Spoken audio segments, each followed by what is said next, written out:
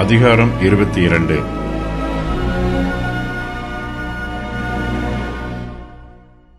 எலிப்பாஸ் யோபுவோடு 3ஆம் முறையாக விவாதம் பண்ணுகிறார். தேவன் தனக்கு தீங்கு செய்திருக்கிறார் என்று யோபு நினைப்பதாக எலிப்பாஸ் அவர் மீது குற்றம் சொல்லுகிறார். யோபு அநேக அநியாயங்களை செய்திருப்பதாகவும் அவற்றின் நிமித்தமாய் தேவன் அவரை நீதியாய் தண்டித்திருப்பதாகவும் எலிப்பாஸ் சொல்லுகிறார். யோபுவின் பொல்லாப்பு பெரியது. யோபு அநியாயம் செய்திருக்கிறார். ஏழைகளை ஒடுக்கி இருக்கிறார்.